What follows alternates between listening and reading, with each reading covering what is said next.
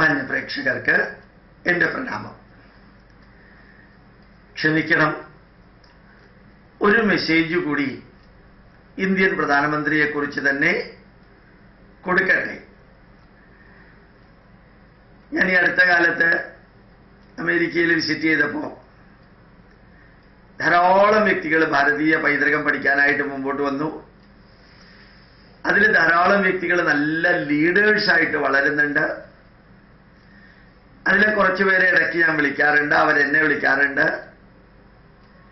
അങ്ങനെ ഞാൻ അവരെ ഇന്നലെ മിനിഞ്ഞാന്ന് വിളിച്ചപ്പോൾ അവരിൽ കുറേ പേര് പറയുകയുണ്ടായി, ശരിക്ക് ഇന്ത്യൻ പ്രധാനമന്ത്രിയുടെ അമേരിക്കൻ യാത്ര അമേരിക്കയിലുള്ള ഇന്ത്യക്കാർക്ക്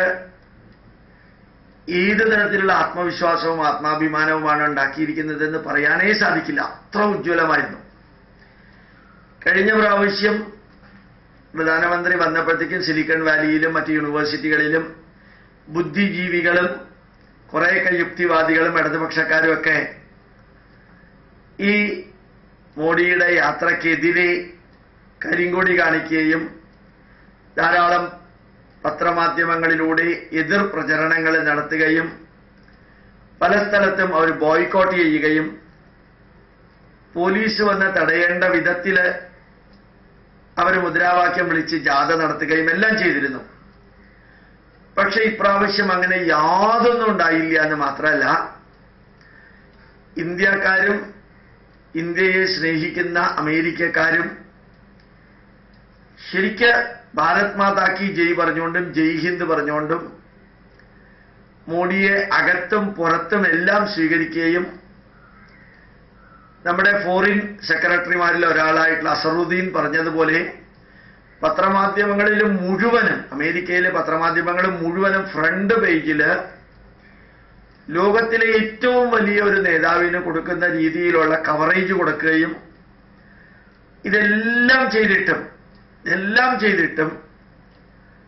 ഈ ഭാരതത്തിലെ മാധ്യമങ്ങളും കേരളത്തിലെ ദേശാഭിമാനി പോലെയുള്ളതും പത്രങ്ങളും ഇവിടുത്തെ ചാനലുകളും ഒന്നും തന്നെ മോദിയുടെ ഈ യാത്രയെ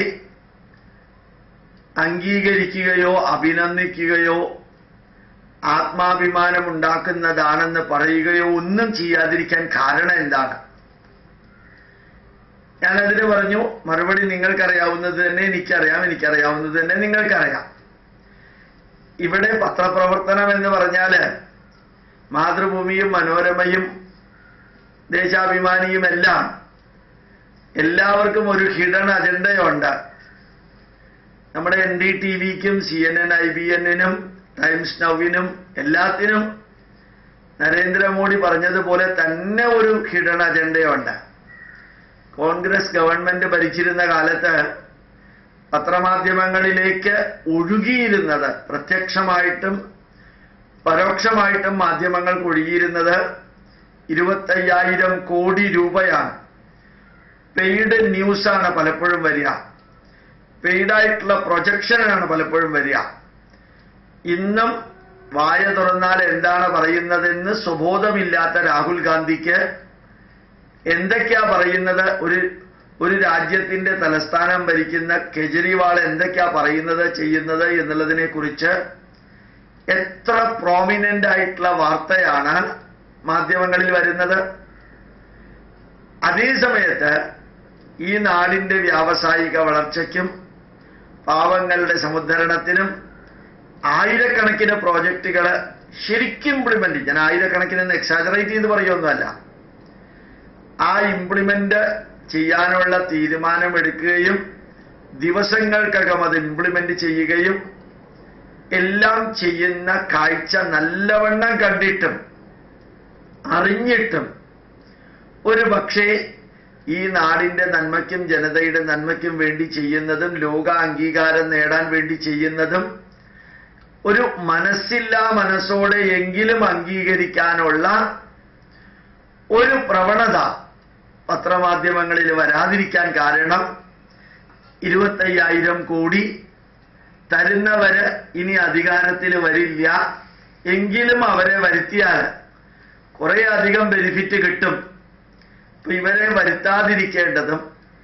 മറ്റുള്ളവരെ എല്ലാം ഒരുമിച്ച് ചേർക്കേണ്ടതും അവര് തിരിച്ചു വന്നു കഴിഞ്ഞാൽ അവരുടെ പരസ്യത്തിനും അവരുടെ ഛായ നല്ലതാക്കാനും പ്രതിച്ഛായ വർദ്ധിപ്പിക്കാനും ഒക്കെ വേണ്ടിയിട്ട് പത്രമാധ്യമങ്ങൾക്ക് അവരുടെ കോപ്പികൾ വിറ്റഴിക്കുന്നതിനേക്കാൾ കൂടുതൽ പൈസ ഒരു ബുദ്ധിമുട്ടുമില്ലാതെ കിട്ടുമെന്നറിഞ്ഞിട്ടായിരിക്കാം ഒരു പക്ഷേ ഈ ഗവൺമെന്റിൽ നിന്ന് കിട്ടില്ല. തരാത്ത ഗവൺമെന്റിനെ പുകഴ്ത്തി നിലനിർത്തുന്നതിനേക്കാൾ തരുന്ന ഗവൺമെന്റിനെ ഉയർത്തി പ്രതിഷ്ഠിപ്പിക്കാൻ സാധിച്ചാൽ അത് അവനവൻ നന്നായിട്ട് ബാക്കിയുള്ളവരെ നന്നാക്കിയാൽ മതി എന്ന പത്രമാധ്യമ ധർമ്മങ്ങൾ അതിനൊരു പുനർനിർവചനവും പ്രവർത്തനവുമാക്കാനായിരിക്കാം ഇവിടത്തെ പത്രങ്ങള്, മാതൃഭൂമിയും മനോരമയും ഉൾപ്പെടെയുള്ള പത്രങ്ങള് തനി നിഷേധാത്മകമായ രീതിയിൽ ഇതിനെ തമസ്കരിക്കുന്നത്. മാർക്സിസ്റ്റ് പാർട്ടിക്കാർ തന്നെ ഉണ്ടാക്കിയ ഒരു വാക്കാണ് തമസ്കരിക്കുക. നല്ലൊരു വാക്കാണ്. അപ്പൊ ഇതിനെ തമസ്കരിച്ചാൽ ഭാവിയിലെങ്കിലും അവനവന് നേടാനുള്ളത് നേടാൻ സാധിക്കും. എത്രയോ ലക്ഷം കോടി രൂപയുടെ അഴിമതി നടത്തിയവരെ ഇപ്പോഴും ഉയർത്തിപ്പിടിച്ചുകൊണ്ട് നടക്കുക. IRS ഇന്ത്യൻ റവന്യൂ സർവീസ് പാസ്സായിട്ട് കുറെ കാലം ഇൻകം ടാക്സിൽ ഓഫീസറായിട്ടിരുന്നു എന്ന് തെറ്റിദ്ധരിപ്പിച്ച് കൂടെ ഉണ്ടായിരുന്നവരെ എല്ലാവരെയും വെള്ളത്തിൽ മുക്കി അണ്ണാ ഹസാരയെ പോലും കുത്തുവാളയെടുപ്പിച്ച്